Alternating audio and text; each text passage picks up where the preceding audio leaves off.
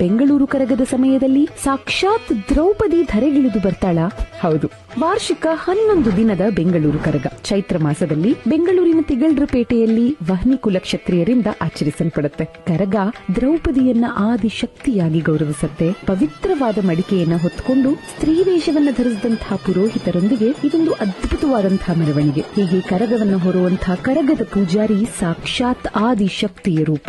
ನಿಮಗ್ ಗೊತ್ತಾ, ವಹ್ನಿ ಕುಲ ಕ್ಷತ್ರಿಯರು ಚಾಲುಕ್ಯರ ವಂಶಕ್ಕೆ ಸೇರಿದವರು. ಶಕ್ತಿ ಅವತಾರವಾದ ದ್ರೌಪದಿ ಇವರ ಕುಲದೇವತೆ. 800 ವರ್ಷಗಳ ಇತಿಹಾಸವನ್ನ ಹೊಂದಿರುವ ಬೆಂಗಳೂರಿನ ಧರ್ಮರಾಯ ಸ್ವಾಮಿ ದೇವಸ್ಥಾನದಿಂದ ಕರಗದ ಮೆರವಣಿಗೆ ಪ್ರಾರಂಭವಾಗುತ್ತೆ. ತಿಗಳ್ರ ಜನಾಂಗದವರು ಈ ಆಚರಣೆಯನ್ನ ಪ್ರಾರಂಭಿಸಿದ್ದು ನೋಡಿ ತಿಗಳ್ರು ದ್ರೌಪದಿಯ ವಂಶದವರು ಅನ್ನೋದು ನಂಬಿಕೆ. ತಿಗಳ್ರಲ್ಲಿ 3 ವಿಭಾಗ: ವಹ್ನಿ ಕುಲ ಕ್ಷತ್ರಿಯರು, ಶಂಭು ಕುಲ ಕ್ಷತ್ರಿಯರು, ಅಗ್ನಿ ಕುಲ ಕ್ಷತ್ರಿಯರು. ವಹ್ನಿ ಕುಲ ಕ್ಷತ್ರಿಯರು ಕಳಸವನ್ನ ಹೊತ್ತು ನೃತ್ಯ ಮಾಡುತ್ತಾ ದೇವರ ಹರಿಕೆ ಒಪ್ಪಿಸುವಂತ ಈ ಆಚರಣೆಯ ಮೂಲ ರಹಸ್ಯವನ್ನ ಹಿರಿಯ ಪೂಜಾರಿಗಳು ಗೌಪ್ಯವಾಗಿಟ್ಟಿದ್ದಾರೆ ಎನ್ನುವುದು ನಂಬಿಕೆ. ದೈಹಿಕ ಆಚರಣೆಯ ಗುಟ್ಟನ್ನ ಬಹಿರಂಗಪಡಿಸಿದ್ರೆ ಕುಲಕ್ಕೆ ಕೇಡು, ದೇಶಕ್ಕೆ ಹಾನಿ, ಇದು ನಂಬಿಕೆ. ತಿಗಳ್ರಪೇಟೆ, ಬಳೆಪೇಟೆ, ಚಿಕ್ಕಪೇಟೆ, ಅಣ್ಣಮ್ಮ ದೇವಸ್ಥಾನಗಳಲ್ಲಿ ಕರಗಧಾರಿಗಳು ಸಂಚರಿಸಿ ಸೂರ್ಯೋದಯದ ವೇಳೆಗೆ ಧರ್ಮರಾಯ ಸ್ವಾಮಿ ಗುಡಿಗೆ ಬರ್ತಾರೆ. ಭಾವೈಕ್ಯತೆಯ ಸಂಕೇತ ಅನ್ನೋ ಹಾಗೆ ಕರಗಧಾರಿಗಳು ಮೊದಲು ಮಸ್ತಾನ್ ಸಾಬ್ ದರ್ಗಾಗೆ